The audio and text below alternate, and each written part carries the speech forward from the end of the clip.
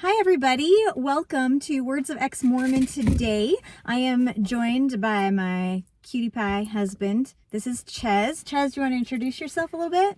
Hi, I'm Ches, the husband. The husband. The husband. Ches has his own TikTok account. It's under As You Wish. I've definitely reposted some of his videos, so you can definitely look in my reposted section and kind of find his videos. He's very funny, very charming, very insightful, and so I'm really excited to have him with us today. We are going to be talking about Thanksgiving. This week is Thanksgiving. We're super excited about that. So we're going to be talking about being merry, because it's what you do on Thanksgiving. You eat and you feast, eat, drink, and be merry, for tomorrow we die. We want to talk a little bit about that. We want to talk a little bit about gratitude and kind of the implication that this life, and how eat, drink, and be merry has always been kind of pounded into us as something that is bad and wrong. Like, it means we're being flippant about life and morality, and we're wasting the time that we have here. And we want to talk about what that means to us now, having left the church. We'll just get started right away. Thanksgiving is kind of a controversial holiday anyway. It's never been something that I looked forward to. I don't know. Have you loved Thanksgiving your whole life? Just the food. Just the food. Just the food. I mean, Thanksgiving to us, my whole life growing up has kind of just been like, definitely the food.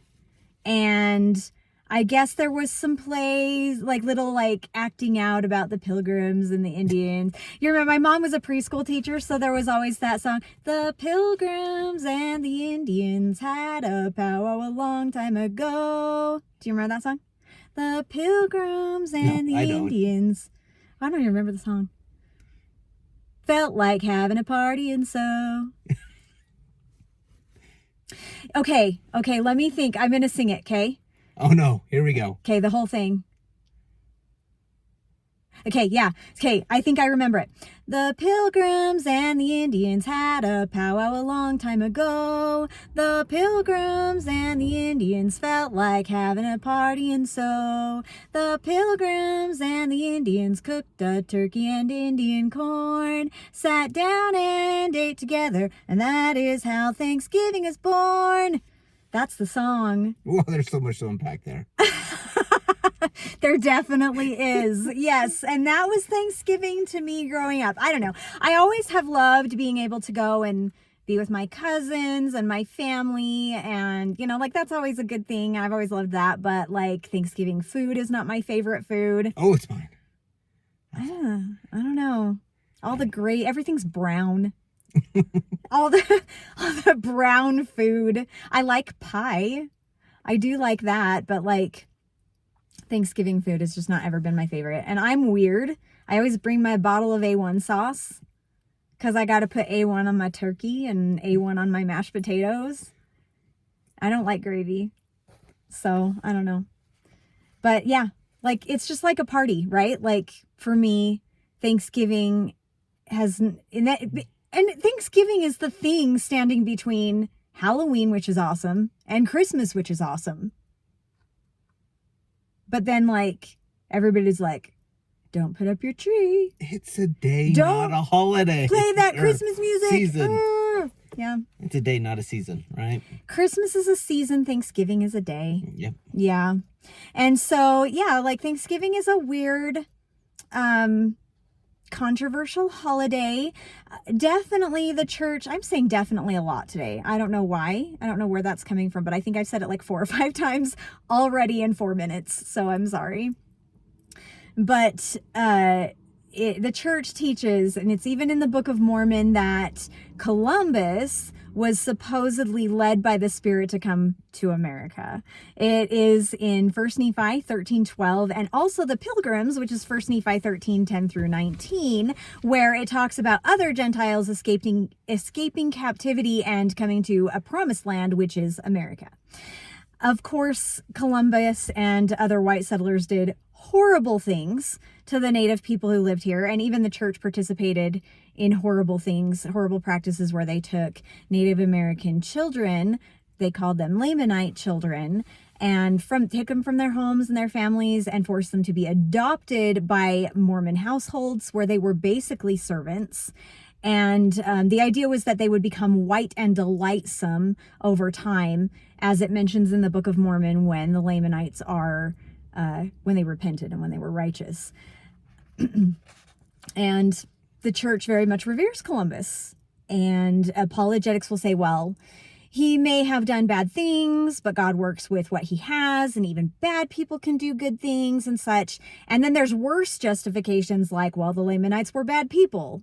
And remember, the Mormons believe that Native Americans are the Lamanites. And so they're literally talking about not just some figment of imagination or like theoretical people. They're talking about Native Americans that literally had actually just devastating things happen to them. And so, they're saying the Lamanites were bad people and that it was prophesied in the Book of Mormon that they would be destroyed, as though it's just a fine reason and not a big deal for people to treat others badly. And not just treat them badly, but also literally destroying their whole culture. There's a whole lot to unpack with that, with racism, but we don't need to get into that. But yeah, that heavily in the racism cards area. Well, and also like free agency. Like God moved Columbus to go to America, but he couldn't stop him from using his free agency to like enact biological warfare. Want to blanket anyone? Yeah. Yeah, plagues and yeah, but I definitely there it is again. I don't know what it is today. I always have like a word that I'm like, I'm using that too much. There's always one. I'm not using it enough. Sitting over here. It's okay. We'll get there. We have plenty to talk about. But in Mormon Stories, there is kind of a little bit of a series. There's 3 episodes that I love. It's been a little while since I've listened to them, but they're great. It's episode 1010, 1011, and 1012, Mormonism and Colonization. They're great episodes to listen to around this time of year. Well, they're any time of year, but specifically in relation to the church and the native people that they interacted with in the way that, the Lamanites, because again, the Mormon Church believes that the Native Americans are Lamanites. So go and check those episodes out. They're interviews with Native American Mormons, and so it's very interesting. And from that point of view, it's pretty awesome.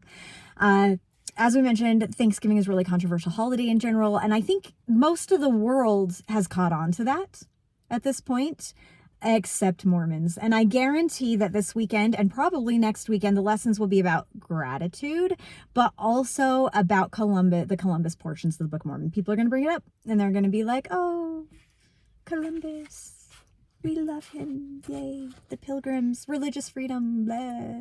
It's gross. So, but with all of that said, I do think that it's okay to take those things, like Thanksgiving is always going to be celebrated in America. It is what it is. And it's okay to take those things and to make them our own. And, as long as we don't want to forget the truths. We don't want to forget things, brush them under the rug, act like they didn't exist or didn't happen, or deny them. Unlike the church. Yeah. I know. Oh, yeah. But we can just, we can see Thanksgiving as a day to be grateful. We can do that. And I'm not going to be celebrating Columbus or Pilgrims or anything like that. I am going to be very happy with my family, who I don't get to see every day. We're going to be spending it with my sister and my brother and my parents and my other brother, all my siblings. That's where we'll be this year.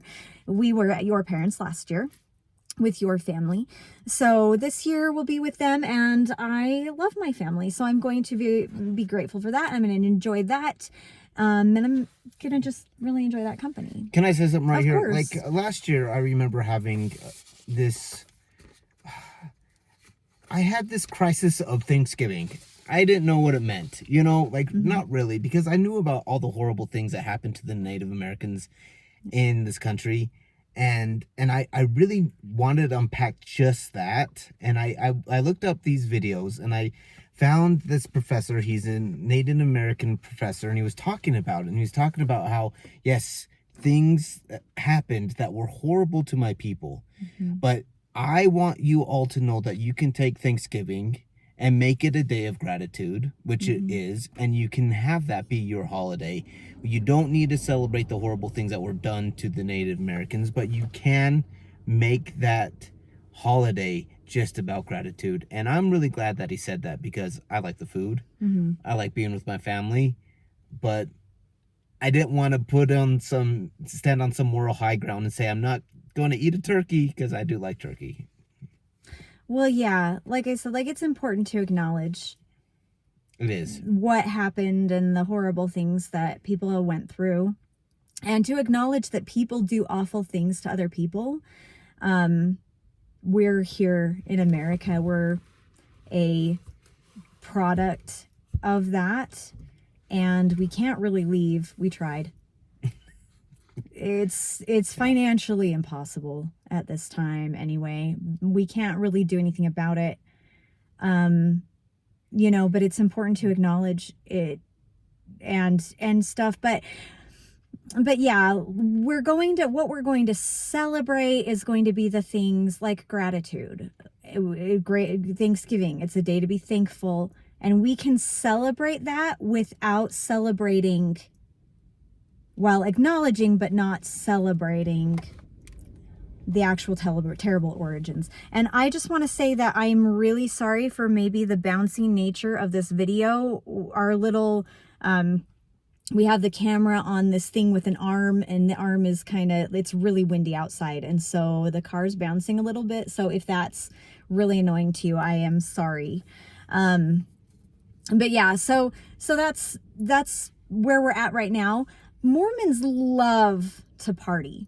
Let's be honest about that. There's a lot of celebration. People get together consistently for egregious amounts of food and to enjoy each other's company. And obviously, there's that scripture about eat, drink, and be merry, and for tomorrow we die. And it's supposed to be a cautionary tale about how, if you don't have the guiding force of the gospel in your life, you're just going to do all the bad things. The examples given in the scripture, this is 2 Nephi 28, 7-8. If you want to look it up, lie a little, take advantage of one because of his words, and dig a pit for thy neighbor. The idea is that you're being flippant about the future. And I don't mean future like in a couple of years or your 5-year plan or anything like that. I mean eternally. So you're being flippant. And those examples, everybody lies, right? Let's isn't this kind of the church does all those three things? I can't ignore it. The church does all those three things. They lie. There's the gospel topic essays.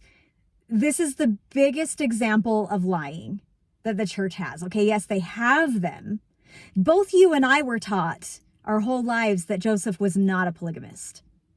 Actively taught before the internet, because we're millennials.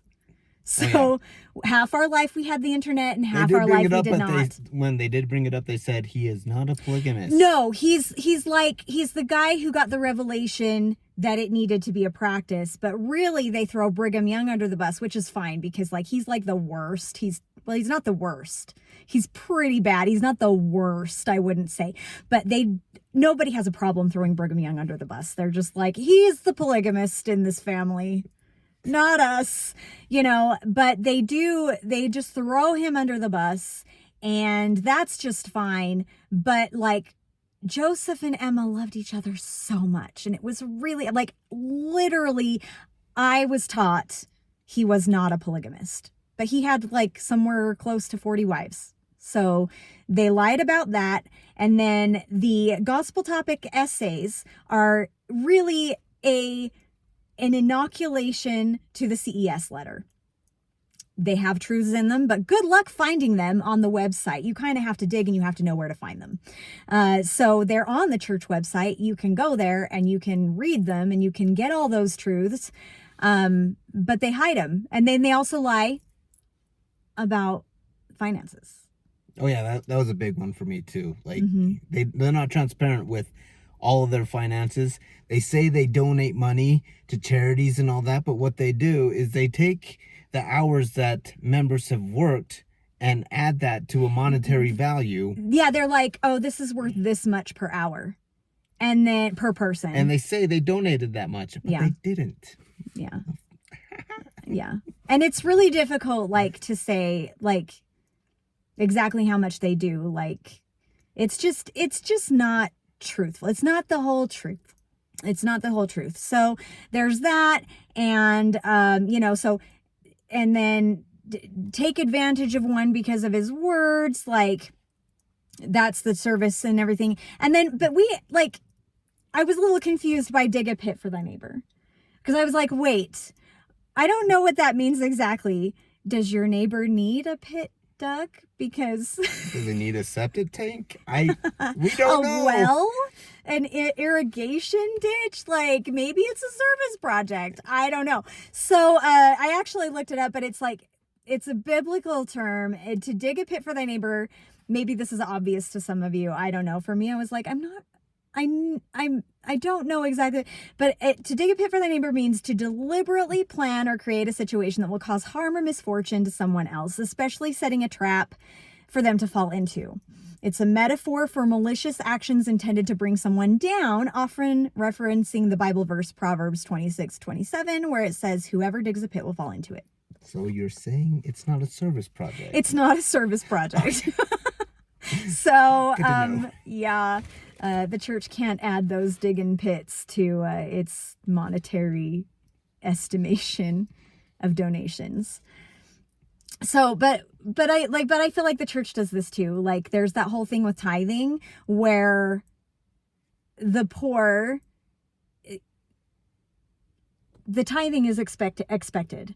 And it's said to be like it's a voluntary thing. You don't have to pay tithing, but you really do have to pay tithing. You have to pay tithing if you want to participate in full in all of the church's activities, including the temple. If you want to go to the temple, which is the utmost end all be all of everything, right? Like, you have to pay 10% of your income. And so they go to these poor countries where people are literally destitute and they have actually nothing. And they say, and it was President Nelson went to Africa and he said the only way, I've referenced this in my other videos before, the only way out of poverty is to pay tithing. And so I feel like this goes along, it's digging, and I don't know, you can kind of argue that this digging a pit for thy neighbor is a deliberate thing. And I don't know whether or not the church is deliberately, I don't really feel like the church is deliberately digging a pit in order to, they're like, oh, we're going to bring them down with tithing and make them destitute. But I do think that it is a little bit, even if they think that their actions are righteous, because if people are reliant on the church, it makes them more faithful, right? So even if they go in there and they're like, well, you pay tithing, we're going to give you food from the church, from the bishop's storehouse, we're going to provide that for you. Like, they're reliant on the church. They have to be paying tithing to the church in order to receive that. And then it still makes those people very loyal to the church because they feel like they have to give their time, their energy, their money, everything to the church in order to receive the things that they need.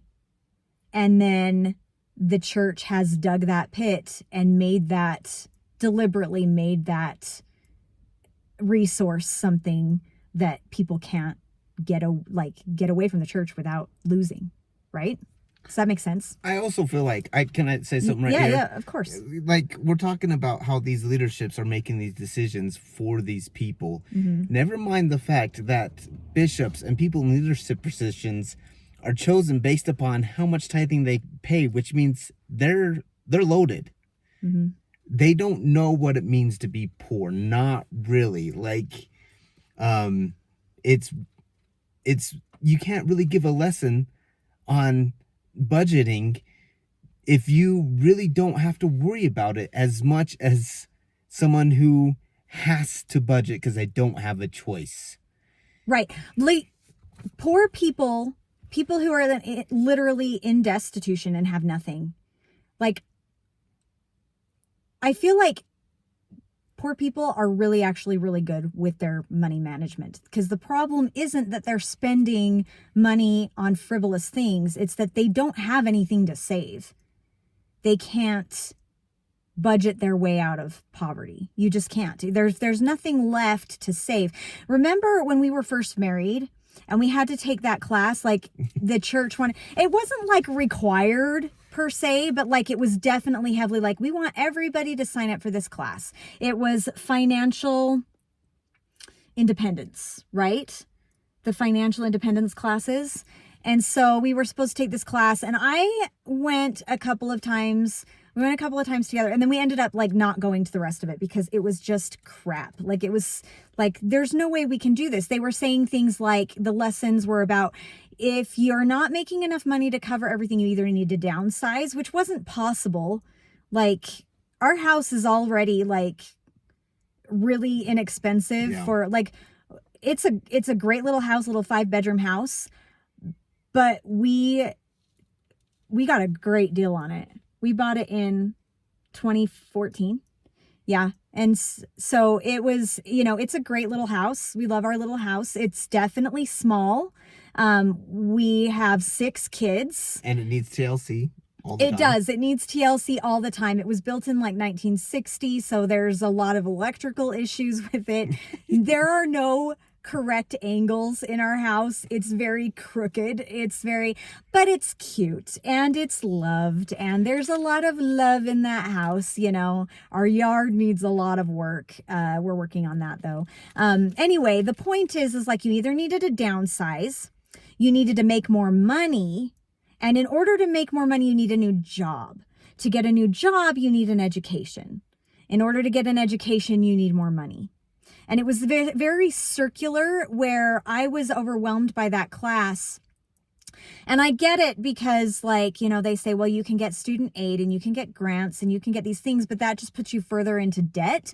It's not, education isn't always a solution for everybody, right? How many times have you tried to do school, and we're married, and you married me, you're my second husband, you have 5 stepkids, okay? Yeah. So you didn't gradually have a kid and then be like, okay, we need to make a little more money, I'm gonna get a program. No, you just came into my family, bless your heart, with 5 stepkids, and we had to figure out how to do this, and so it's just like this circular thing. Like, there's no way for us to realistically go get more education.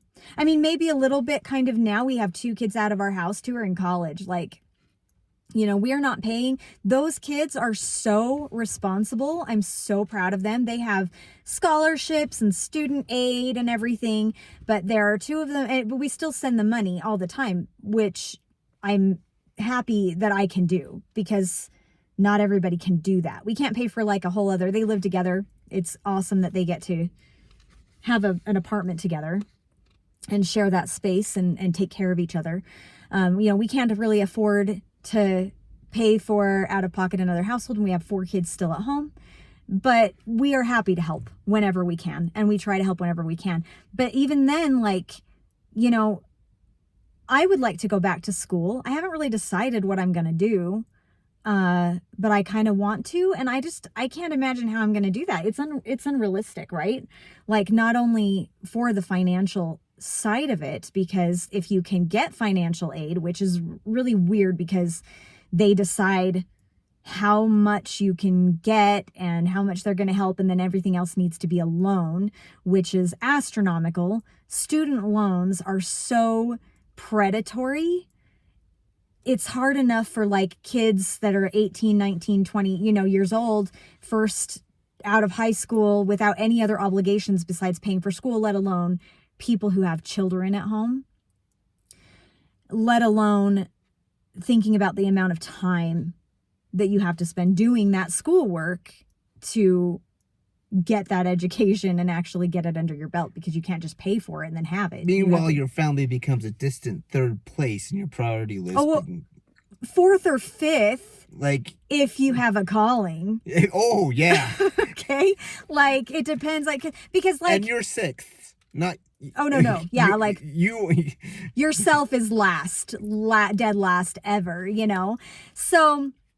so that's really frustrating as well. So you have to get, and I just was like, this isn't even applicable to me. Like, I can't even, there's no way out of this. And it's just further guilt inducing to be in that class of financial self-reliance when you can't get out of it. Like, there's no applicable way for you to get out of that. These lessons and everything are written and taught by men that really don't need to budget. Like, I mean, sure they do. They've never been poor. They don't know. They've never had a need. They've never had to decide if they're going to feed their kids or have heat, But they will promise that if you pay tithing, you will be blessed. I'm telling you right now. We'll get there. Okay, I'm sorry. Though, I'm jumping ahead.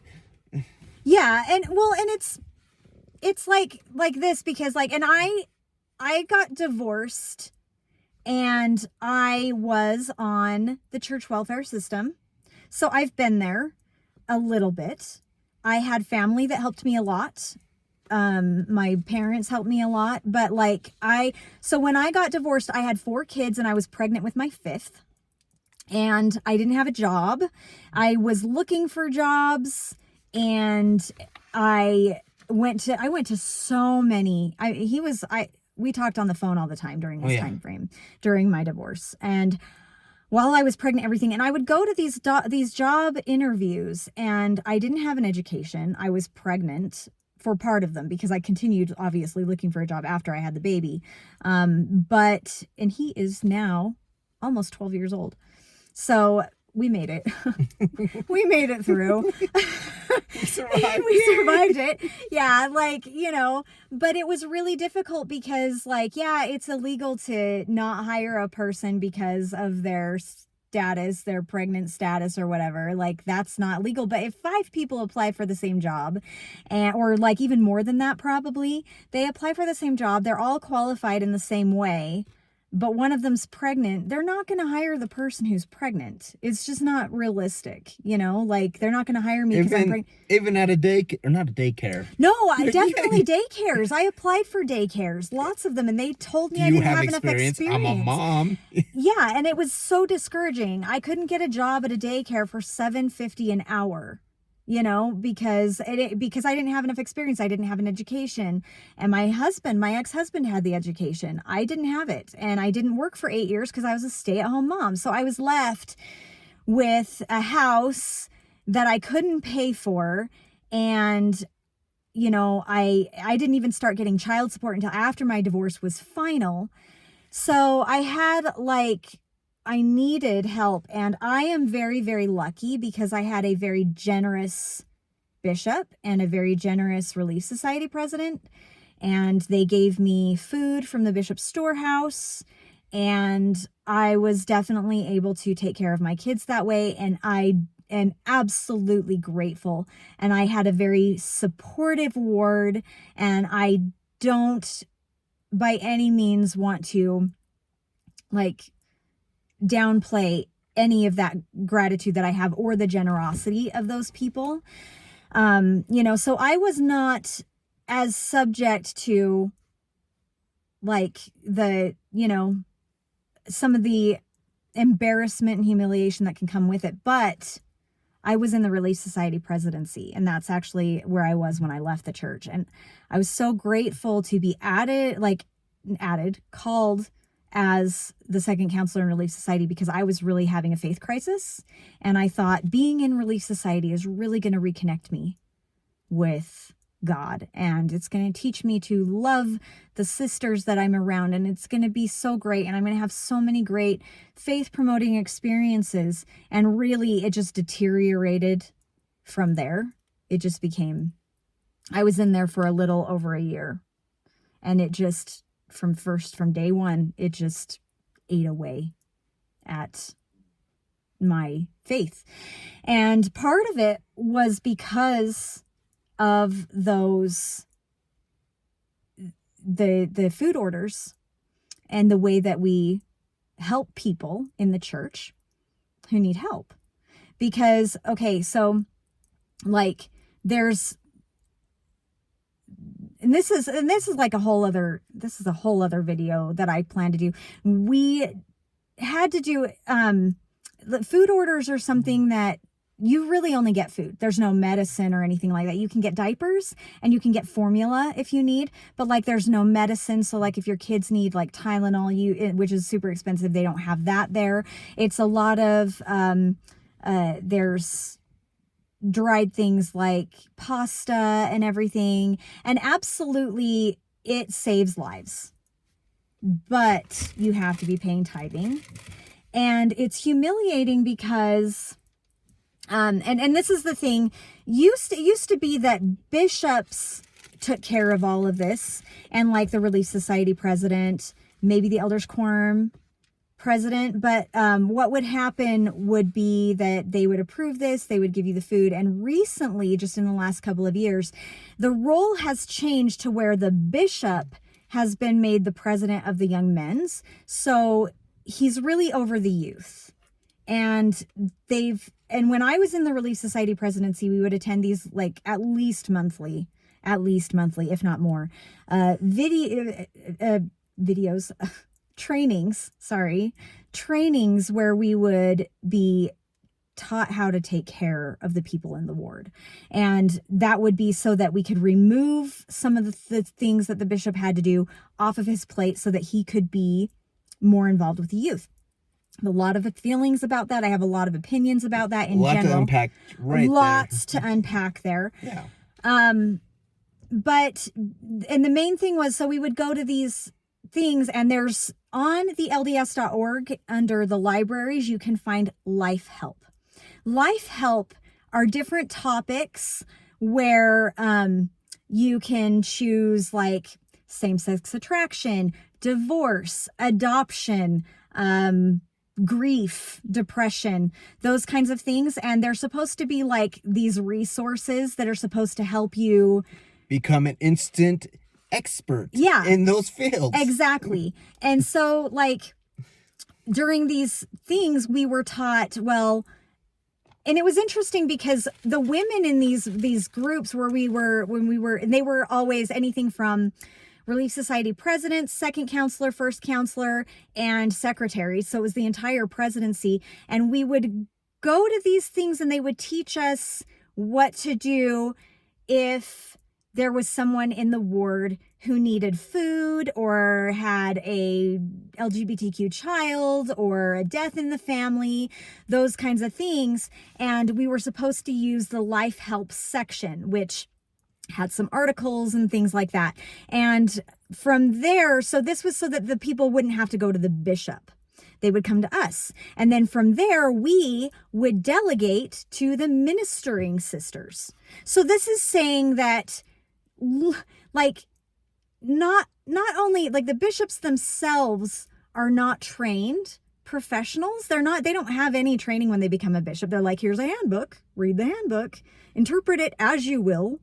And sometimes you get a really compassionate bishop and sometimes you get a like unhinged bishop, it just kind of depends. It's bishopric roulette. And so we would learn these things and we would delegate them to the ministering sisters, and they were supposed to be, the bishop isn't trained on any of that, let alone the Elders Quorum or Relief Society presidency. let alone the ministering brothers and sisters.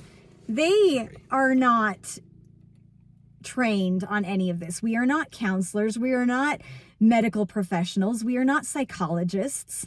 And so that, and we're kind of getting into like, you know, my issues with this versus what the topic at hand, which is the food orders. It's interesting to me too, though, because the secretary, the stake presidency secretary was there, and all of us women who have been told our whole lives that we have no power, no authority, no way to make any kind of decision whatsoever. And we're sitting there going, do we have the ability to do this? And he's like, literally the only power you don't have is to pay for the people's like mortgages, or you can't approve those kinds of things, mortgages, utilities, which sometimes in rare situations, the bishopric will pay for some utilities or things like that if a family can't afford them. I feel like that's given, just in general, them the power to lay judgment. Exactly. Which doesn't sit well. Right, exactly. And because that's what I was going to say is, you know, like with all of my off topic, you know, everything's connected. That's the problem, is it's not just one topic. Like everything in the church is all connected. So like one thing comes down, everything comes down, you know? But this is where I'm getting at, where for a food order, and I was very lucky when I needed it for roughly about 6 months. And then I married Ches, and then we had 2 incomes, and so we were fine from there. But one of the things that they didn't check my income. They didn't look at what I was making and say you can spend less money on this or whatever. But one of the things that you're supposed to do when you go into, and remember, this is anybody in the Relief Society presidency, not the ministering sisters. This isn't something we delegated to them, just the life help, just the psychological stuff. But for food orders and stuff, one of the Relief Society presidency can go into somebody's home and make a food order, which is basically like a grocery list. And you can write how many pasta you need, how many sauce, how many, you know, peanut butter, how many various things. You know, you make a grocery list, they take it to the bishop's storehouse. It's literally like a grocery store. You go through, you gather your things, they check you out with your list, and you go. And again, it's great. It's a great service. It's wonderful. It saves lives. Things can be two things. Things can be good and things can be bad. There can be pros and cons. So that's what we're doing here. The con about it is that anybody in the presidency can just go into somebody's house and they can sit down with the person and say, you need to not be paying for, you know, like for me, let me give you an example for me. Okay. Nobody told me this in the Relief Society president didn't tell me this. The bishop didn't tell me this, but people in my ward and people who weren't in my ward, but I guess they had like good intentions. Like maybe they thought, well, maybe this would be helpful. You know, like I'll give them that. It's just, it kind of shows privilege to where they're like, they have no clue. Do you know what I mean? But they would say to me, well, maybe you could sell your van. Yeah, like I had a van. It was a green minivan, a Kia only vehicle. Sedona. It was my only vehicle. It was paid off. I was not making payments on it. It was the only vehicle I had. So like I would buy gas to go to, you know, literally job interviews. I literally applied for hundreds of jobs, and I had amazing friends who babysat my kids while I went to these interviews, and I never got the jobs because I was either pregnant or I didn't have experience or any various thing. Didn't you mention that one of them were like, you can get groceries with them with the money for it? Oh yeah, that's a different, I know what you're talking about. It's a little bit of a different, maybe. Let me tell the story. Okay. Anyway, so we were but yeah, like people would say to me, well, you could sell your van. I couldn't sell my van, because if I sell my van and I apply for jobs, if I don't have a reliable way to get to my job, and that is literally something they ask on applications and in interviews, do you have a way to get to your job? Do you have a reliable source of travel? if I don't have a way to do that, I'm not going to get hired. If I can't tell them, yes, I will be here because I have my own car, I won't be able to be there. I had a flip phone at the time. My husband is the first person, this was 2013, is behind the times.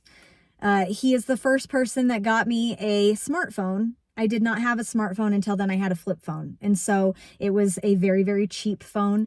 My dad actually paid for the service, not me.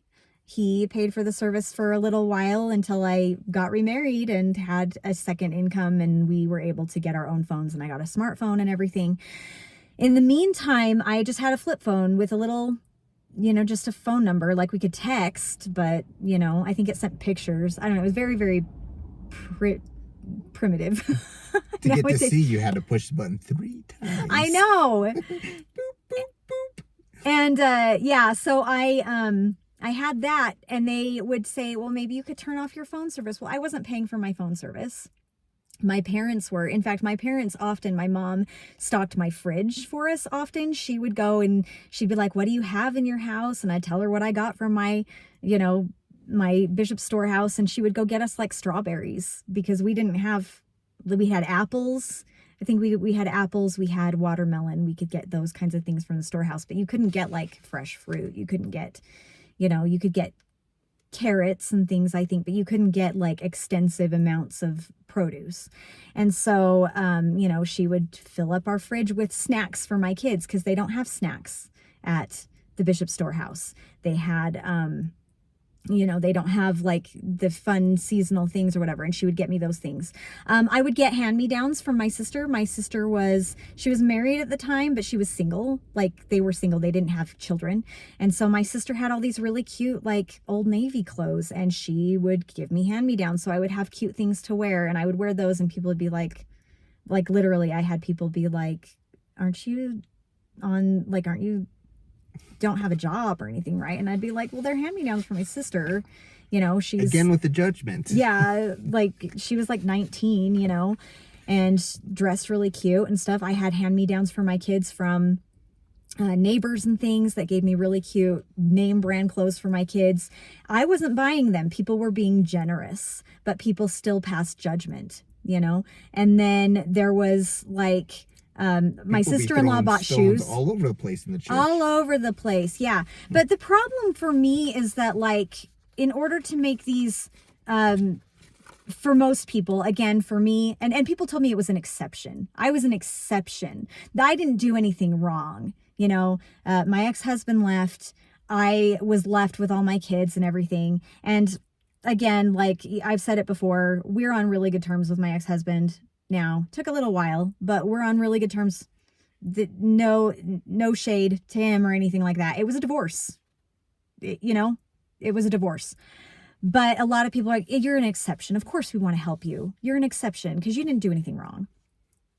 But, so they didn't check my income and what I was spending money on in order for me to get that food order. But that's what we were trained to do at these trainings. If somebody needs a food order, you're supposed to go in, you're supposed to look at what they're spending money on and say, oh, you can cancel that Netflix. You can cancel this. Like, poor people in the church are expected to look, act, and behave poor. They're not supposed to enjoy anything. They're not supposed to have anything that's comfortable. They're not supposed to have anything that makes it better. Do you know what I mean? So like you said, like judgment, and then anybody can go in there and just have opinions about what they should be spending their money or not spending their money on, and then deny them as much as they need or anything at all. Somebody could go in and be like, you don't actually need this because you're spending money on a phone service. So never mind, they don't know the whole story at all, even. You're never going to know the whole story. There's no way. I mean, like us, I don't know. We don't need to go into that. Like, we've always been good. Like, we're not poor by any means. We're not wealthy.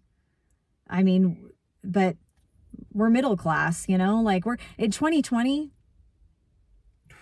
kicked our butts. He was an electrician, so everything shut down, and then he didn't have an income. It wasn't because he was fired or that he didn't have a job, but he didn't have a job to do, so he wasn't getting paid. Like, you know, and we were fine. We still figured it out. I had an online job, so I work from home. We didn't have a choice. Of course, we figured it. Yeah, out. yeah. You You know? figure it out. You Yeah, get through it. You know. You make it work. Yeah. So, you know, like, but that's what you were talking about with tithing. You know. Oh yes, the tithing, where if you pay your tithing, of course you're going to prosper, right? I had myself, I have close family members that I feel like really got the luck of the draw. Okay. Well, yeah. Go ahead. They did. I have a family member who was gifted property. Inherited. Yeah. Inherited. I mean, with rentals and everything. This guy really isn't hard for money, okay? But he pays his tithing. It's residual income that is like already there. Like, it's monthly income that comes in, and yeah. It's just there. And they'll attest to tithing being the reason why they're successful. No. I paid my tithing, so I'm, you know. I also know someone whose best friend owns a pretty big company. And so he needed a job. He got the job, making bank, in my opinion. Like, It had nothing to do with education. It had nothing to do with skill. or tithing. And it's fine. Like, knowing people is totally fine. This has nothing to do is. with jealousy. It doesn't have anything to do with like throwing a fit because we're not, you know, knowing people is valuable, and that's always going to be a thing. It's always going to be valuable to know people and be at the right place at the right time. And that's fine. But to attribute it to tithing and say it's because I was blessed because I paid tithing, when there are a lot of people like us who, the first time I ever didn't pay tithing, my whole life, from the time I like learned about tithing as a child, the first time in my life that I didn't pay tithing was after I left the church. And so, like, to say that they're being blessed because they're paying tithing when they don't have the skills, they don't have the education or the experience or anything like that, and then they're blessed for it because they're at the right place at the right time, is like, it's insulting to people that are paying their tithing. I guess I paid my tithing avidly. I'm not rich. Where's my blessings now? No. Which is fine. Like I said, like, money hasn't ever been like my vice. Like, I've never been like, oh, I've never been like chasing the dollar, you know, like that. Like, I'm happy with what I have. I would like more, maybe a little bit. I'd like to go on a vacation with my kids, but I'm not jealous. I'd like to go on a vacation with you. I'm very good at celebrating other people's successes. I think it's great, you know, and it's not that the people you're talking about are undeserving or like they're bad or anything like that. Like, it's not a jealousy thing. It's just like, well, there's no testimony that we have of tithing being the reason for their success. Do you know what I mean? Like, that's what we're saying. So, like, you know, obviously these things, you know, like the morality of this whole eat, drink, and be merry, for tomorrow we die. Like, I agree with those things. Rick Gervais, remember what he said in that video? Oh, oh yeah, I want to plunder and steal and. Well, he's talking about being an atheist, and she's like, well, the woman, and I don't know if it's from a movie or what it is from, but she's talking, she's like, well, if you don't believe in God, then what stops you from raping everybody and stealing and lying and all these things? And he says, well, I do that as much as I want to, which is not at all. Not at all. Yeah, like I do those things as much as I want, which isn't at all. You know, just because with people who no longer follow Christian gospel doesn't mean there's no moral compass. You know, and I'm not wanting to go out and rape and plunder and hurt other people. I gotta say, I think there's a higher and better moral compass that's outside of Christianity. I feel like. Well, there's more accountability. Definitely. And we don't need to get into that either. That's another video, and we should do another video together about that because I think it would be a good conversation. Oh yeah. But yeah, like there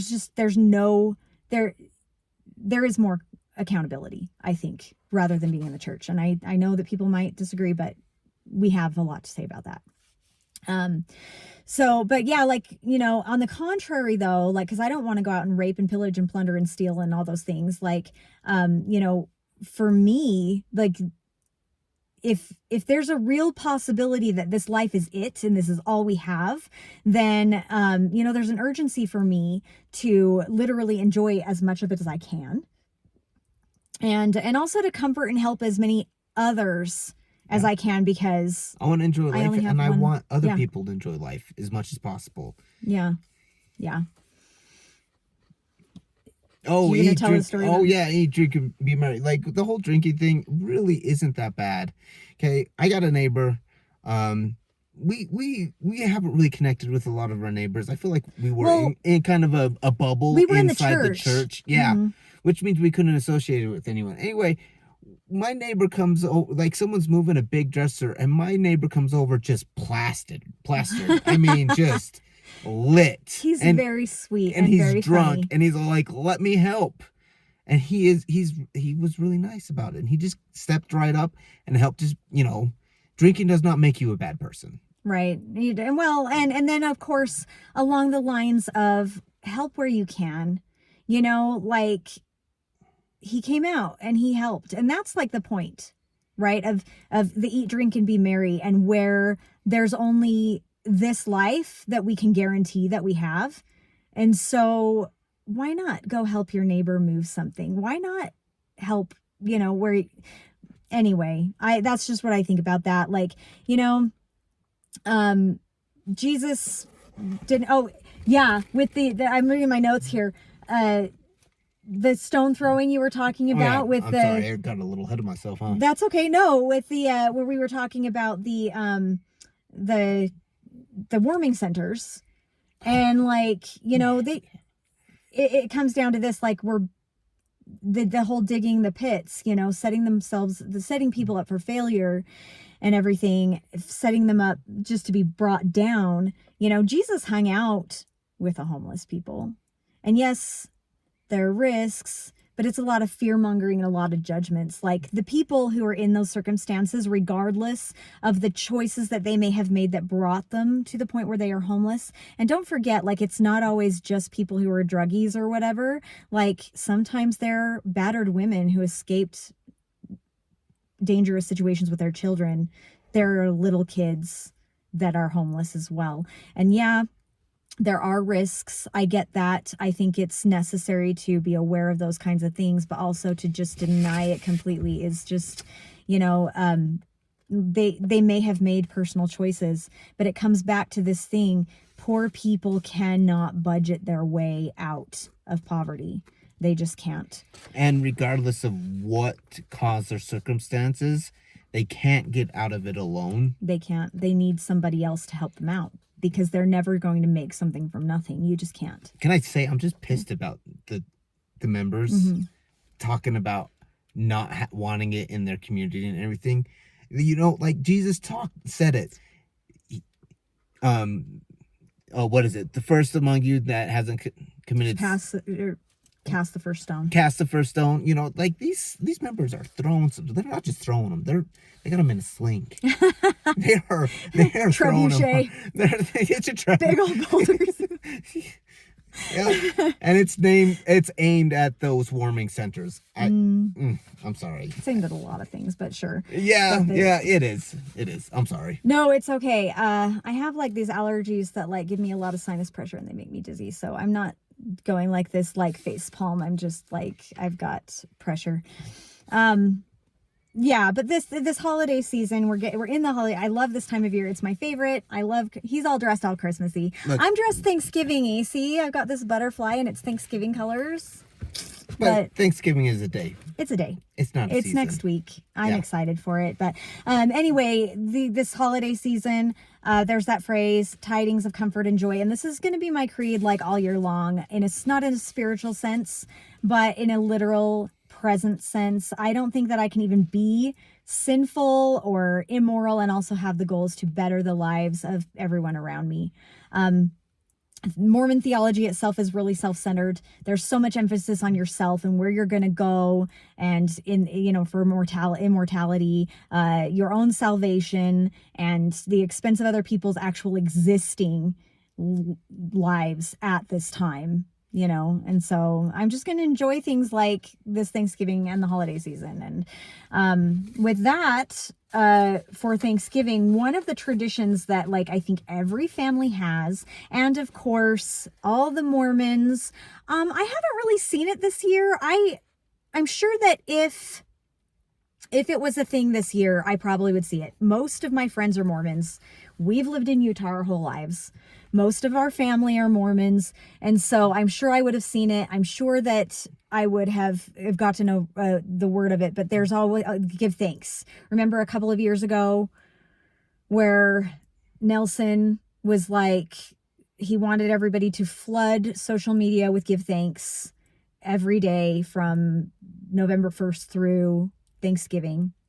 And a lot of people were like, toxic positivity. And I admit, I jumped on the bandwagon. I was like, I'm going to give thanks every single day. And I did, because I have a lot to be thankful for. And I don't want to degrade that in any way. I think gratitude is a very important thing. But also, like I said, everybody has this tradition. Thanksgiving Day, you go around the table, you talk about what you're thankful for. And so we're going to kind of do that.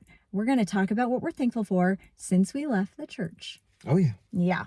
So, Ches, you go ahead. Okay. Something you're grateful for. I am grateful, get this, for not have to be grateful all of the time.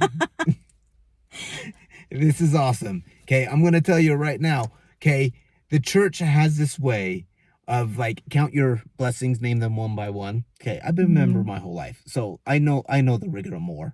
Okay, you count your blessings and you gloss over what you need to process. I feel like sometimes you don't need to be grateful. Sometimes you need a well-placed fuck because you're pissed about something or you're lacking something. Swear word. You need it. Swear words get me. You need it. You need sometimes. Gosh darn it, just doesn't cut it. Or fudge. Why are we talking about fudge?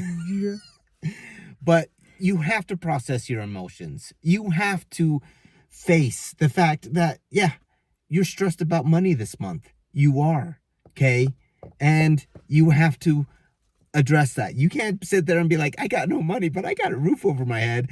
No, you can be grateful that you have a roof over your head, and you can also be stressed about money at the same time. Yes, we don't need to gloss over the hard stuff. We need to face the hard stuff, and I'm glad I don't have to be so grateful all the freaking time, because life's hard. Well, and it's literally in our prayer, okay? And how many times a day are you supposed to pray? All the time, right? How many times do we pray? Morning, night, family, and meals. I'll tell you right now, the amount that I say the Lord's name in vain now, I'm praying a whole lot. No, I actually don't do that a lot still. It's still it's so ingrained it's cringeworthy. in me. Yeah, it's I have a few times. I have a favorite that sweet baby Jesus. It tickles me. I don't know. I don't say it around. I don't want to be disrespectful to people. And I know that there are a lot of people who feel that. So usually I don't swear around anybody in general. I like swear words though. They get me. Like I said, they get me. Sometimes it just doesn't, dang it. And taking the Lord's name in vain doesn't really mean don't swear. Yeah. It means doing things in his name that's questionable. That's another topic as well. That is another topic. But I don't say it out loud. It's mostly in my head, and I'm still dealing with guilt about that. So, but yeah. Well, and but yeah, in prayers and everything, that's literally, so if you say your prayers a billion times a day, as you're supposed to as a Mormon, and literally there's a song about it in primary that you're supposed to, I begin by saying to your Heavenly Father, I thank him for blessings he sends. So, and then have you ever had the lessons where they're like, okay, how about instead of having a prayer where you ask for anything, you just thank him for all the things that you have. You know, have you ever had that lesson? I haven't. But Oh, really? no. I don't think that's just a female thing, because there are a lot of different things that are just like, oh, just women get this lesson. Oh, yeah, there's Just a whole there's a lot, lot of things. that. Yeah. But, and I don't think that's just, maybe just you haven't had that lesson, you haven't come across it. I've had that lesson a lot of times where, well, just be grateful this time. Just say a prayer where you're just grateful for things instead of asking Heavenly Father to give you anything, you know. And then not only that, but like I wanted to say too, where you were talking about feeling your emotions. This is the thing though, in the Mormon church, anything that isn't happy or positive or comfortable is bad. It's evil. It's from Satan, and it's orchestrated by Satan, who is in the Mormon church a real, literal, actual person. He doesn't have a body because he was bad, and so he didn't get rewarded with a body, but his whole goal is to just destroy us all. And so he's supposed to be our brother. So he's supposed to know more about us than anything. So he's going to make us mad. And if we have a mad feeling, that is Satan. And so we aren't supposed to feel that. Not even like, okay, like the church doesn't even say, okay, these are human, normal emotions. Everybody gets angry. Here are ways that we're going to learn how to handle those emotions, because yes, anger, depression, anxiety, even happiness in a lot of ways can become toxic. In some ways you can become abusive in those ways, and they can lead to those kinds of things. So it's important to acknowledge that, but also like, it's not even, you know, like it's not even just about handling them properly and learning how to work through those. It's like, don't feel them. Yeah. Don't talk about them. Don't feel them. Don't have those feelings at all.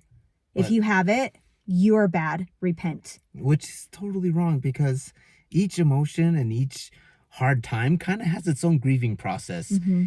It could be just very small if you're dealing with something pretty small, or it could be pretty big, but you always, like, everything that you encounter kind of has its own grieving process. You know, you talk about the steps of grieving. Mm-hmm. Maybe it doesn't go through all of them, but you still need to process all of those emotions and not just brush through them.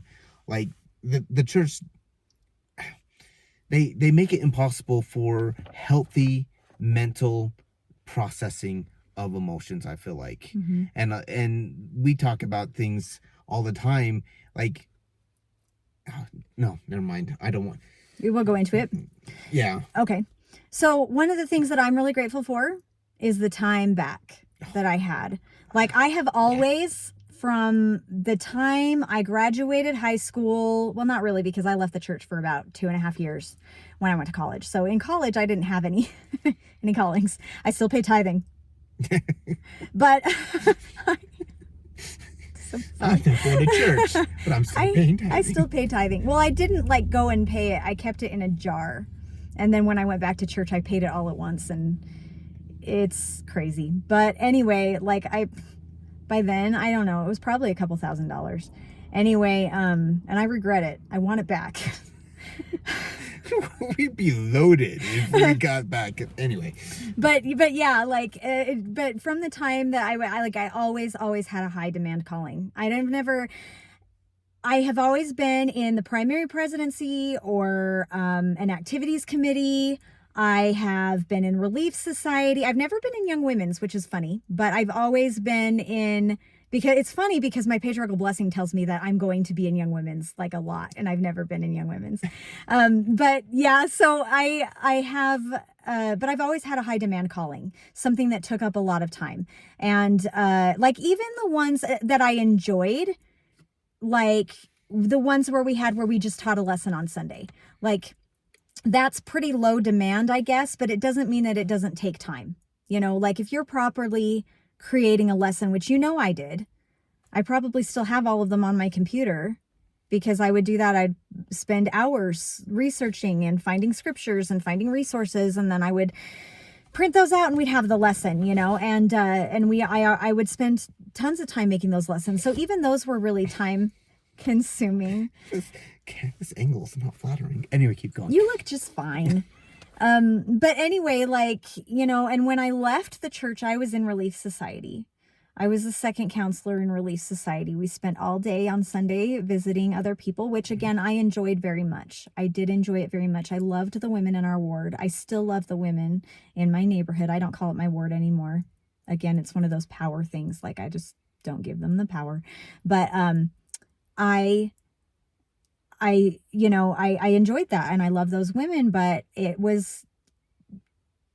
didn't come home until what, 6 p.m. You have a second Saturday. I'd go to meetings in the morning, and I'd go to meetings in the afternoon, and we'd go visit people, and sometimes we'd go during the week. And then I also was second counselor, which meant that I was over activities, and then I also had activities committee meetings throughout the week as well. So it was very, very, very time consuming, and that doesn't even include calling people, sending texts to people and stuff like that. Oh, I do like this. Like when you were gone, I had to babysit the kids. No, you never babysat. It's called parenting. They're even your stepkids, and you still were always like, you made dinner, you did everything. You never ever made me feel like you were babysitting. I just think it's funny how the church can kind of do that. You know, the men don't want to watch the children because the women have something when the women have something going on.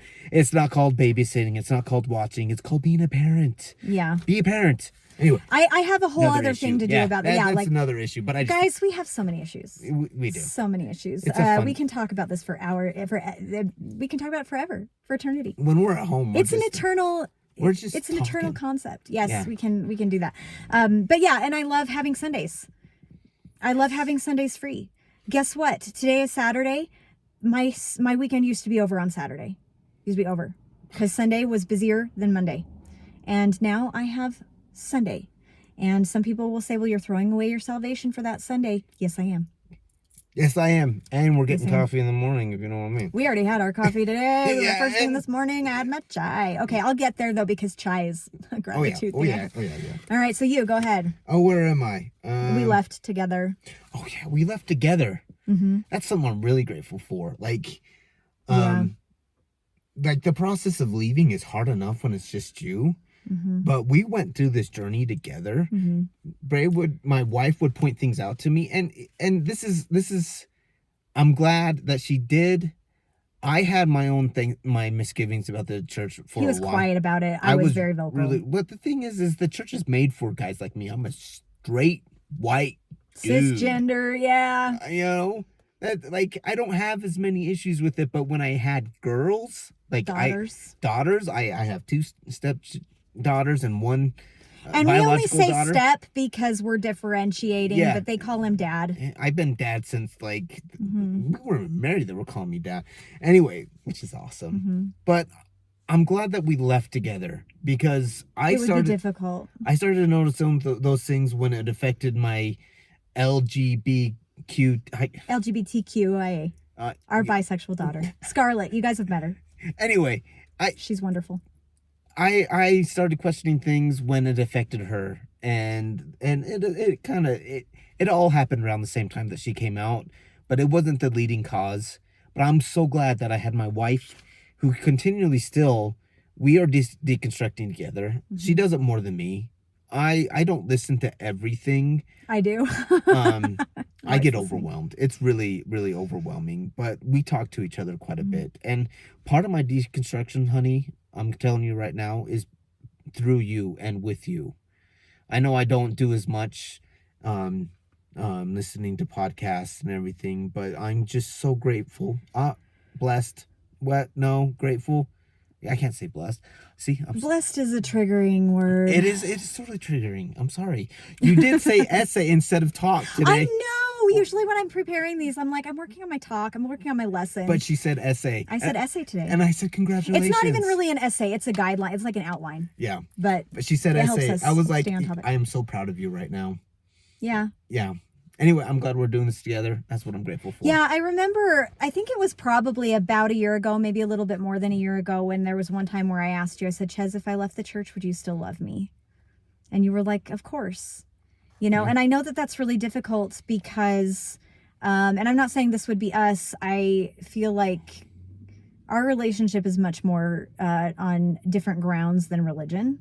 But a lot of people do get married because they share a religion, and we're told you don't want to marry somebody who doesn't the same religion because it complicates things and because you can't get married in the temple and stuff like that. So people do base their marriage on the religion, and that can be really difficult. So I'm really grateful for that as well. And not only that, but also that our kids left too.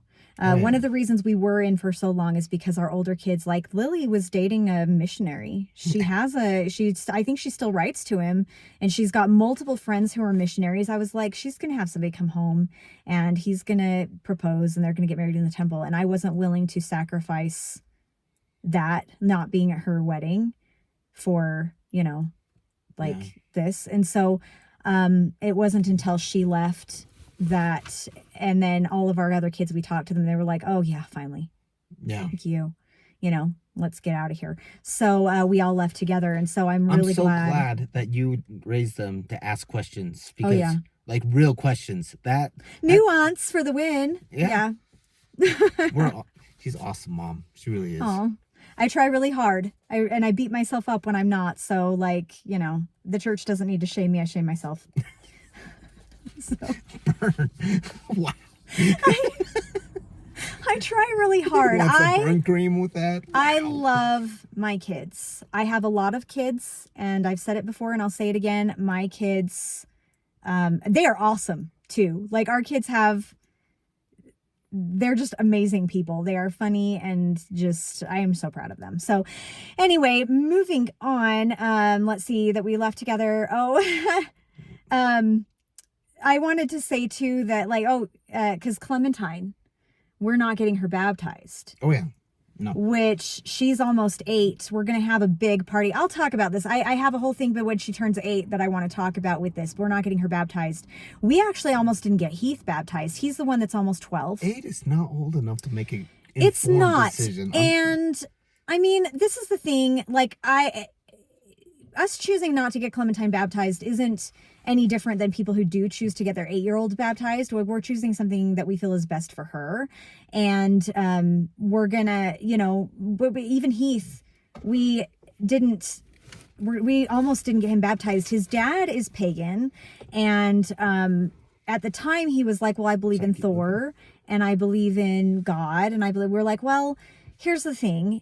Is when you're baptized, you make a covenant that you won't worship other gods, that you'll only worship Heavenly Father. And so, we were like, maybe if you're not sure, and we weren't shaming him, like legitimate, we were like, it's totally fine. Yeah. If you don't want to get baptized yet, you can wait. You can make that decision later. It's totally fine if you don't want to. And we were like, maybe you shouldn't if you aren't sure what you believe in yet. He's like, well, why can't I believe in Thor and God? Why can't I believe in both? And we're like, well, you can, but also if you do, then you probably shouldn't make a covenant to believe and worship only one God. So ultimately, it took him a couple of weeks after that discussion, and he did decide that he wanted to get baptized. And so we did that. I'm not going to lie, I never saw a problem with that. There was no inclination at that time that we were going to leave the church. And so there was the idea that, well, they get baptized and, you continue to teach them. Of course, it's okay for them to make that decision. They're young. They don't really understand it, but you continue to teach them. I also didn't really feel that baptism was like an actual huge commitment. And I know people will disagree with that. People feel like baptism is a big deal. I didn't feel like it was a big deal. Oh, but you sign a blank check. Well, it didn't used to be that way. No, it didn't. That's okay. So we're taught when we're young that you make a covenant to Heavenly Father that you will follow the commandments, which the commandments, like the basic 10 commandments, I know Mormons have billions of commandments. Like everything's a commandment. What did I say about the 10 commandments? It was so good. Morality for dummies. It is, the 10 commandments, like the basic 10 commandments, like they're good things, like overall, like we don't lie, we don't steal, we don't cheat, and there's nothing wrong with those things that I can see and feel like, and then, but, I'm trying to make sense of this, but then there's Bednar who comes in and, that's what I was saying. So we teach the kids that they're going to make covenants, and their covenant is going to be that they follow the not just the 10, all the commandments. And the Mormons do have billions of commandments. Like, literally, a prophet or apostle can stand up and say, don't chew gum, and it's suddenly a commandment, and we're going to follow that commandment. Hinckley with the don't have more than one piercing. I have a piercing, but not like, yeah. Oh, you should Anyway, get more. I know. I have a nose piercing now. I know. That was against Hinckley's rules. Anyway, so that was a commandment. And then I have tattoos too. Anyway, Oh yeah. and then they're told that when they follow the commandments, they will receive blessings. Those are the baptismal covenants, and we take God's name upon us. So therefore, if we, or Christ's name upon us. So whenever we act and we do things, this is really taking the Lord's name in vain. If you don't, when you are doing bad things, that's taking Lord's, because you've taken Christ's name upon you, you know? So we promise that we will do that and act in the name of God, in the name of Christ. And those are the things that we're taught and that's what we were taught growing up. But then Bednar comes in and he's like, oh, by the way, when you were baptized, you promised that you will serve a mission. No, that is not part of what we teach our kids. And I'm sorry, but I never told my kids that they needed to serve missions. My dad didn't serve a mission. None of my uncles served missions except for my mom's youngest brother. Well, 2 of my mom's brothers. She has 5 brothers though. So, you know, and they're good men. And Chez's dad didn't serve a mission. His brothers didn't serve missions. They're good men. I didn't feel like it was necessary for my kids to serve missions if they didn't want to. There's a lot of, you know, there's a lot to unpack with that as well. So I never like insisted that my kids go on missions. And to hear that, well, you promised to serve a mission, which is just a blank check, like Chez said, like, the informed consent is a big deal to me, and it's very, very frustrating. So, like, I still don't feel like I've broken baptismal covenants, if we're being honest here, because I haven't broken any of the commandments, the 10 commandments, except for maybe like having no other gods before me. Like, I just don't believe in any gods, so maybe that breaks it a little bit. You don't like coffee, but you tried it once. That's not a 10 commandments. That's a Mormon commandment. That's weird. I know. So, yeah. Coffee. I love coffee. Or I love chai. I don't love coffee. Yeah. Sorry, I keep jumping. No, it's okay. We'll get there. My next thing that I'm grateful for is my mental health. My mental health has greatly improved. There's always that thing like wickedness never was happiness. And I don't think I'm wicked. I think I'm better now that I've left the church. I think I'm a better person now that I've left the church.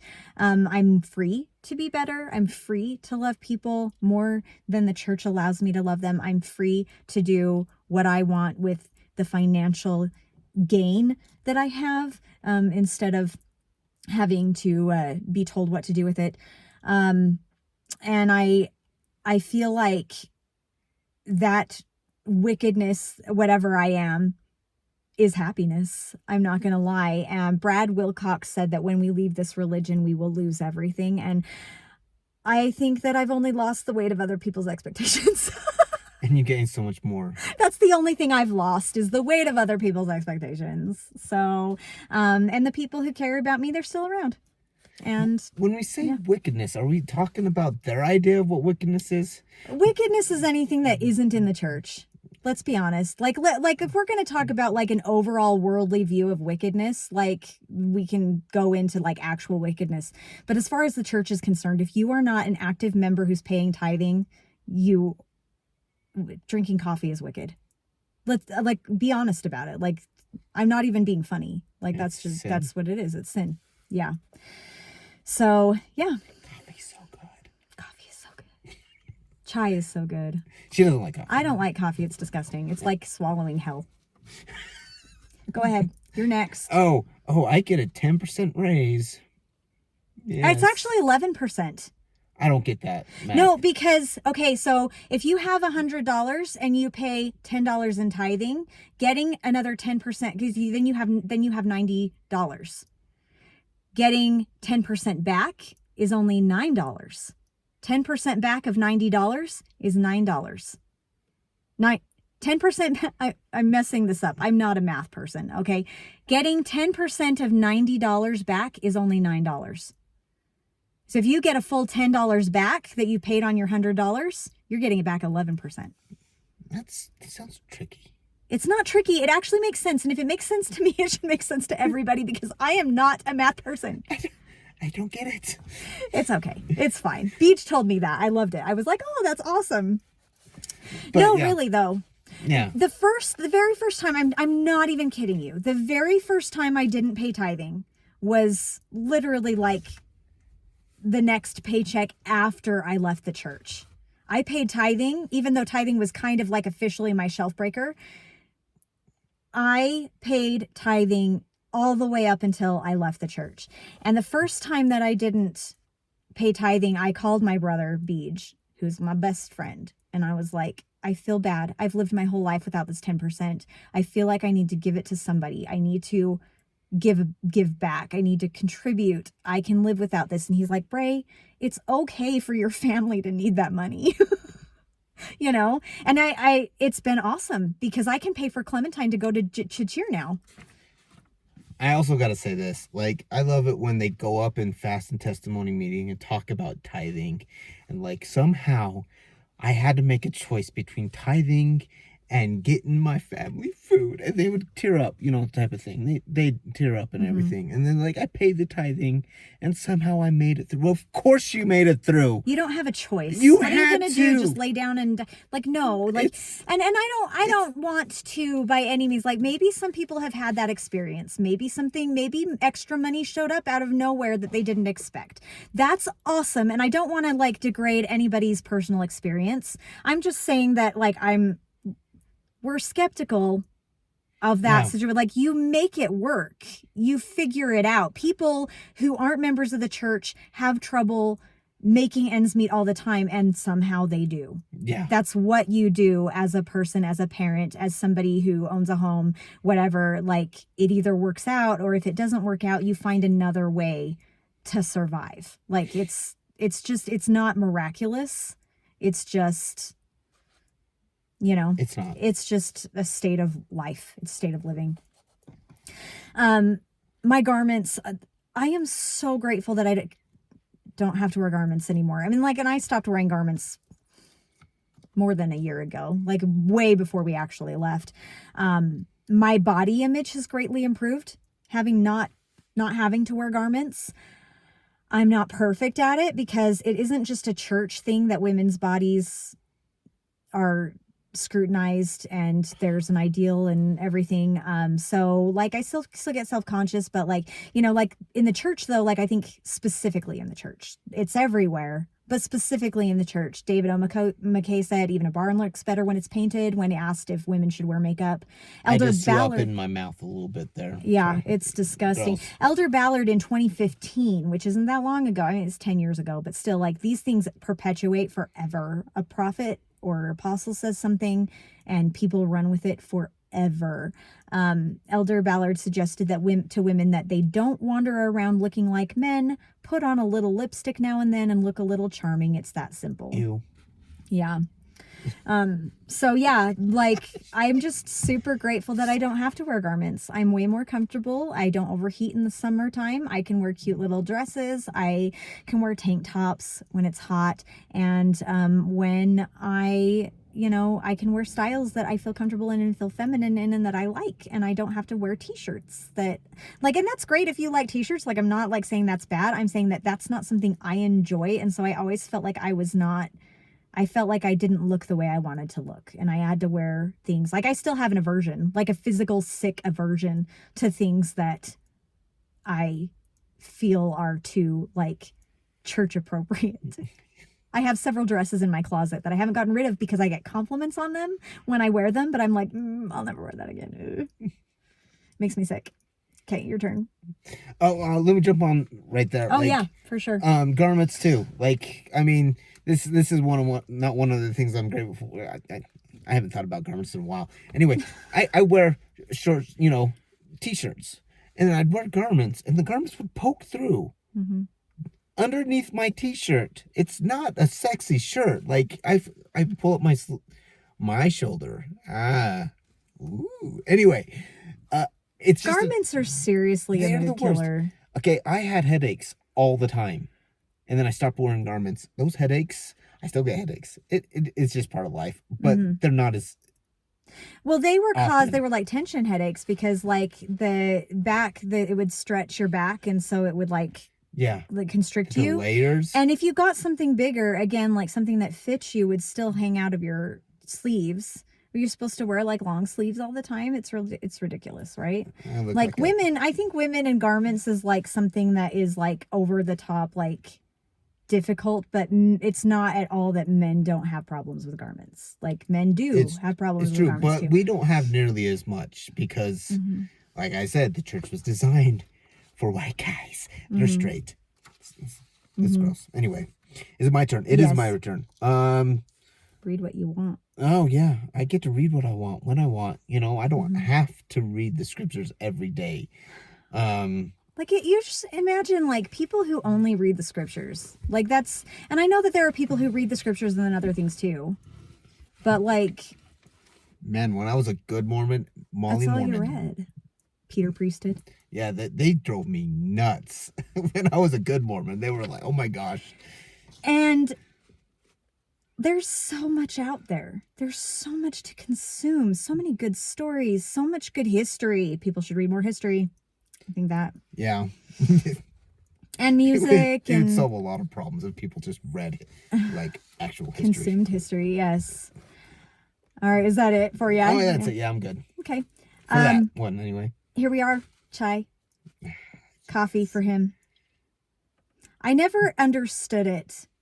I never understood, like, people are passionate about their coffee or their tea, you know? Like, people are really passionate about it. Like, Gilmore Girls, her coffee is like her whole personality. And I never understood it because I never drank it. I still don't. Like I said, coffee is like swallowing hell. It's disgusting. I will never enjoy that. I will never enjoy alcohol. Good for you guys. Good for you, Ches. You like it. It's like no judgment. I just don't enjoy it, you know? It's like swallowing hell, she says, and she says no judgment. No, it's just because it's like it's hot. Like it tastes like, even if it's not hot, it still tastes hot. Like it tastes like a charcoal from the fire. That's what it tastes like to me. Like it's so, I feel like I could breathe fire after it. It's just so gross. We were doing that line for this. I'm like, I need my coffee. I know. I was like, fine, let's go get coffee. Yes. We were going to get it and bring it and drink it because when we talk a lot, it like makes our throats a little scratchy. So I was like, I like to have a drink with us. But anyway, yeah, like, and not only that, but like coffee can be really good for you. I mean, like, it depends what you put in it. Like I drink chai. Chai is really, really good for you. It's good for your body for a lot of reasons. I do add like the good flavors and things to it. So obviously those things kind of, they don't take away the good things that chai does for me. They do add sugar. They add other things that aren't great for me that have their own things. But you know, it does matter what you add to it to make it taste the way you want it to taste. But coffee can be very, very good for you, as well as like chai can. The caffeine content is something that even like everybody needs to be considerate of. Coffee's not always a thing, or caffeine's not always a thing that's members healthy. that drink like 3 monsters a day. Like what? It's not in the Word of Wisdom, so you can. Oh yeah, absolutely. But yeah, like I very much enjoy it. Like I drink it maybe once or twice a week, maybe. Sometimes I don't. I am pretty health conscious. I drink a lot of water. That's pretty much what I drink. It's a treat for me. It's not a daily thing, but I do I love my chai. It's a really worldly thing to be grateful for, but I am. So yeah, I don't drink coffee every day either, but today was definitely it. Oh yeah. It's my turn now. I'm grateful not to feel guilty anymore. I don't need to feel guilty, not for anything that I've done. I've made a short little video about this not too long ago, but everything that I've ever done that I needed to feel guilt for only affected me. Choices that I made and everything, and I don't need to feel guilty for that anymore at all. Like I had some fun as a young man before I was married. I don't need to feel guilty about that. It didn't affect me. We were consensual adults. yeah. Yeah, I have a whole video, like, me too. Yeah. Like, I had a boyfriend and I lived with him for a year, and, well, I had an apartment, but I paid my bill to my apartment, but I didn't live there. You know, but, like, it didn't occur to me that I needed to feel really guilty. I mean, I knew I needed to repent, but it didn't occur to me that I needed to like really, like it was like unto murder. There's a whole story about that, and I'll talk about that sometime. But the priesthood, like there's a whole scenario, and I don't feel guilty about that. Like, I love you, honey.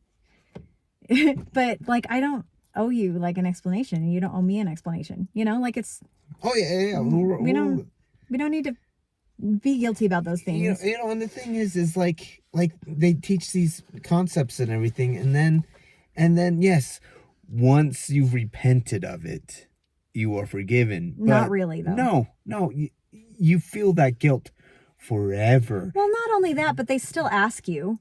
They Like, do. they still bring it up. Like, there's certain scenarios where they might still bring that up and be like, hey, do you ever have anything like this in your past or anything like that? Well, I repented of it. Okay, but if you had anything in the past, like I hear about it in Mormon stories all the time where they were told to, they need to talk about it some more. Anyway, So I never did anything wrong. It's like one of those things when I left the church that like really hit me. Like yeah, like, I mean, like there are things that like guilt is useful in situations where you do something that hurts another person, you know? But yeah, I was just saying, like, one of the biggest realizations that I had is that I don't have to feel guilty The things anymore. that the church makes you feel guilty for aren't really those things that hurt other people. They're the things that are like really arbitrary and don't matter overall. Equality.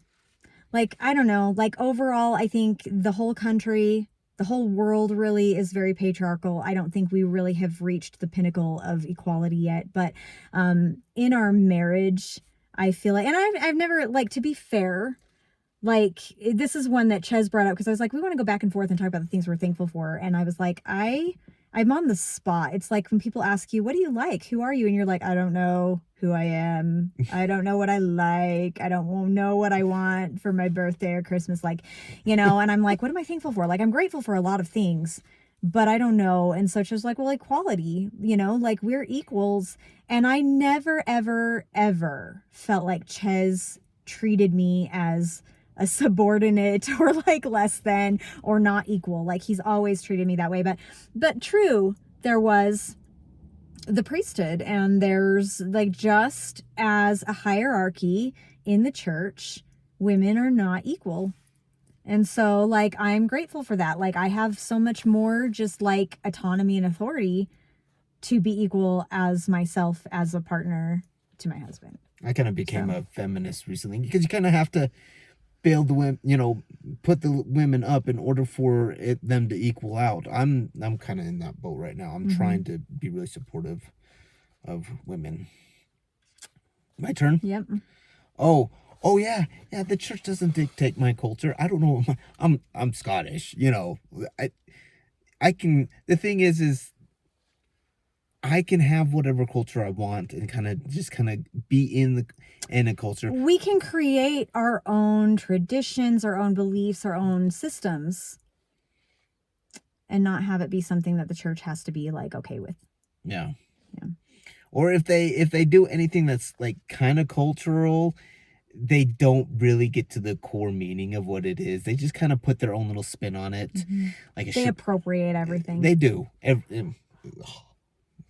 Sorry. Yeah. No. But I'm glad that I can be whatever I want to be, and they can't determine that for me. Yeah. And then the last one that we have down here is, like for me, one thing that I am grateful for is that I can trust my own self. I'm still getting really used to that. I was not raised like, I mean, like my parents raised me to not, like, it wasn't that, it's the church culture. I was raised in this, and every side of me told me that I'm not allowed to trust myself. I can only trust, like, I can only have the opinions and the feelings and everything of the priesthood authority. That means my husband, which sometimes is very, very comforting. It had been comforting to me. The priesthood was very comforting to me because sometimes when I couldn't trust myself, or I needed to be told it's okay, everything's going to be fine, blah, blah, blah, then I could go to the priesthood, my husband, get a blessing or something like that. He could tell me it's going to be okay. And I Still would tell believe you that. it's going to be okay all the time, right? Yeah, and we're a partnership. We're married. We love each other. So we tell each other that, we take care of each other that way. But this is different in the sense that, like, I would rely on the priesthood for that because I can only trust myself as far as I can trust my priesthood leader. And I can only trust my local priesthood leader, you, or the bishop or whatever, as long as they are also saying the same thing that the actual leadership of the church says. The apostles, the prophet, if they're saying something different than what my local leaders or my household leader, my head of the family is saying, then I can't trust him either. And therefore, I can't trust myself. I could never trust that any of the feelings that I had, especially the nuanced ones, the ones that were different from what the church believed, my feelings about LGBTQ, my feelings about tithing, my feelings about Heavenly Mother, because we were told not to weaponize her because asking about her is weaponizing her. I know. Wow. Oaks. Wow. Yeah. Like, I couldn't trust myself about any of those feelings. And so therefore I've learned to rely on the priesthood. And I'm not great. I'm not 100% good at it, but I'm way, way better at it. And I make decisions for myself. I decide this is how I feel about something instead of being like, is this a weird feeling? Is this bad for me to feel this way? And so, so I think we have a lot to be grateful for. Anything else you wanted to add today? No, what's next in our little spew here? We're going to go into Christmas season, right? Yeah. Yeah. I love Christmas. I'm excited for that one. I'm going to take part in that too. Yeah. I think we're going to try to do like one a month where we're together. They're going to be longer videos. Obviously, my videos are usually between 45 minutes to an hour. When I have a person with me, like with Scarlett, that was almost 2 hours. This is about an hour and a half, which I think it's fine. I don't know how I could possibly fit anything into, like, I don't know how people do an interview or like a conversation and do it in an hour. Like, my head would explode. But I talk too much. What? You? No. It's okay. No, not at all. I get to be me. You do. But no, next time on our show, we'll be talking about Christmas. Next time on Words of Ex-Mormon. We'll be talking about what it means to us. I'm so excited for that one. I love Christmas. Me too. I love Thanksgiving too. Just the food. Oh yeah. Food and good people. Yeah. So anyway, thank you so much for tuning in today. Chez's station is, and I'll tag it as well in here so you can just go there. It's As You Wish. It's all one word, As You Wish, like Wesley. Is it? Yeah. I don't know how to tell. As you wish. As You Wish. And so I'll go ahead and tag him as well. And if you're watching from Chez's station, because we're going to post it in both places, mine is Words of Ex-Mormon. And if you want to, we'd love to hear your thoughts. What are you thankful for this year? It can be in regards to the church, leaving the church, not, it could be whatever you're grateful for. In the video, congratulations, you made it to the end. I'm so proud of you. Well, it'll be on TikTok. It'll be portions. Yeah. But if you would like to leave us a comment, we would really, really appreciate that. If you want to be anonymous in your comments, you're welcome to email me. My email is Brae, BRAE.wordsofexmormon@gmail.com. If you email me there, I will certainly keep your comments anonymous. And please please share, follow us. We appreciate you so much. We hope you have a really great Thanksgiving, and we will see you soon. Thank you so much. Bye-bye. Bye-bye.